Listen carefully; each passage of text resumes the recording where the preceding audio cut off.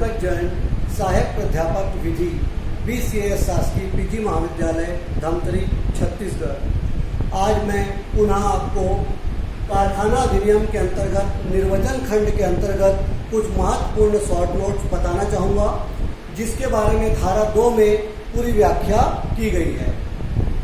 जैसे कि है यहाँ पर सबसे पहले हम देखें कारखाना।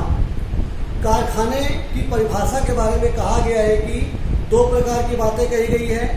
पहला, ऐसा परिसर जिसमें 10 या 10 से अधिक व्यक्ति काम करते हैं और जहां यंत्र शक्ति की सहायता से कोई अभिनिर्माण प्रक्रिया या तो चलाई जा रही है या चलाई जाती है।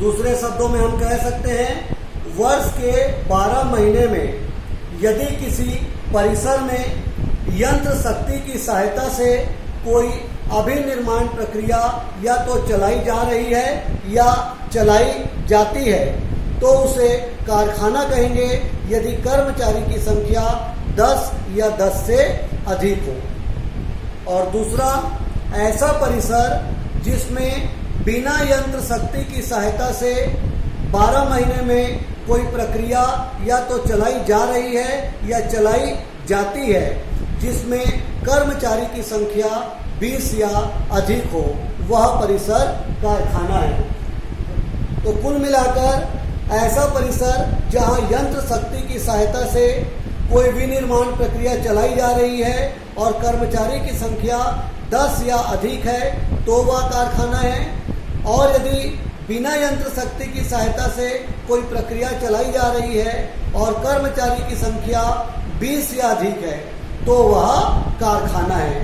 अतः कोई परिसर कारखाना है कि नहीं, यह जानने के लिए हमें सारे लक्षणों को देखना पड़ेगा। किसी एक लक्षण से वो निर्धारित नहीं होगा कि वो कारखाना है या नहीं। ये लक्षण है खान, रेलवे का रनिंग सेट, होटल, उपहार गृह और सशस्त्र सेना का मोबाइल यूनिट। जी हाँ, इन सभी को कारखाने की परिभाषा से बाहर रखा गया है। विहित, विहित का मतलब होता है प्रिस्क्राइब्ड, अर्थात राज्य सरकार द्वारा नियम का निर्धारण करना। राज्य सरकार द्वारा नियमों के द्वारा जो निर्धारित किया जाता है, नियमों के द्वारा जिसका निर्धारण किया जाता है, उसे ही हम प्रिस्क्राइब्ड बोलते हैं, विहित बोलते हैं। इसके बाद टोली और पाली, मतलब रिले और शिफ्ट। आपने देखा होगा कि कारखाने में काम को अलग अलग टोलियों में बांट दिया जाता है। एक विशेष प्रकार के काम के लिए 2 या 2 से अधिक कर्मचारी की टोली बना दी जाती है ताकि काम को बहुत ही सुविधाजनक तरीके से किया जा सके। तो जब कारखाने में किसी एक प्रकार के काम को 2 या 2 से अधिक कर्मचारी की टोली बनाकर किया जाता है तो ऐसे में से प्रत्येक टोली जो है वो रिले कहलाती है, और जो प्रत्येक प्रहर है, प्रत्येक प्रहर उसको हम लोग पाली बोलते हैं। इसके बाद कर्मकार, कर्मकार मतलब वर्कमैन। कारखाने का पूरा काम कर्मकार के द्वारा ही किया जाता है, क्योंकि यही वे व्यक्ति हैं जो पूरे कार्य को संपन्न करते हैं, चाहे वो यंत्र शक्ति की सहायता से, चाहे बिना यंत्र शक्ति की सहायता से।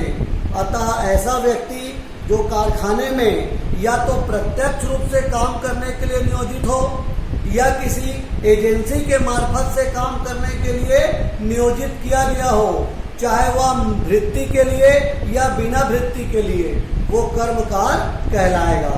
अर्थात ऐसा व्यक्ति जो या तो डायरेक्ट नियुक्त किया गया हो या किसी एजेंसी के माध्यम से नियुक्त किया गया हो, चाहे वृत्ति के लिए चाहे बिना वृत्ति के लिए, तो ऐसा व्यक्ति यदि कारखाने में काम संपन्न करता है, अभिनिर्माण प्रक्रिया चलाता है या किसी यंत्र या किसी परिसर के किसी भाग में साफ सफाई करता है या अभिनिर्माण प्रक्रिया में अपना योगदान देता है, ऐसे व्यक्ति को ही हम कर्मकार के नाम से जानते हैं। इसके बाद दखलकार, ऑक्यूपायर, बहुत ही महत्वपूर्ण व्यक्ति है जिसे कारखाने की गतिविधि पर अंतिम कंट्रोल होता हो, जो व्यक्ति कारखाने की गतिविधियों में अपना अंतिम कंट्रोल करता है उसको ही हम ऑक्यूपायर दखलकार कहते हैं। मान लीजिए किसी कंपनी में कई निर्देशक हैं, लेकिन वहां पर यदि कोई प्रबंधक कंपनी का नियंत्रण करता है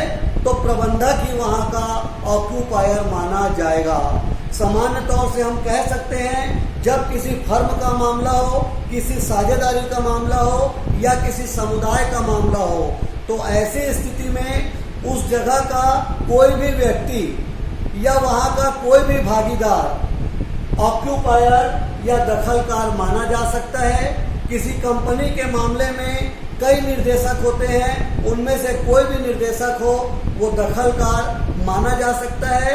इसी प्रकार यदि केंद्र सरकार या राज्य सरकार या लोकल अथॉरिटी के तहत यदि कोई अभिनिर्माण प्रक्रिया चलाई जा रही है तो ऐसा व्यक्ति जिसका उस स्थापना की गतिविधि पर अंतिम कंट्रोल हो वही व्यक्ति दखलकार माना जाएगा। अतः मैं सरल शब्दों में बता दूं कि वह व्यक्ति जिसका उस कारखाने की गतिविधि पे, उस परिसर की गतिविधि पे, उस फर्म की गतिविधि पर अंतिम कंट्रोल रखने का अधिकार जिसको प्राप्त हो उसी व्यक्ति को हम दखलकार कहते हैं, ऑक्यूपायर कहते हैं। इस प्रकार मैंने अपने कुल अभी 2 पीरियड में आपको कारखाना अधिनियम के अंतर्गत जो अध्याय 2 निर्वचन खंड था उसमें जितने भी शॉर्ट नोट्स थे मैंने आपको बताए, जो परीक्षा की दृष्टि से भी महत्वपूर्ण है और जिसकी जानकारी होना आपको आवश्यक है।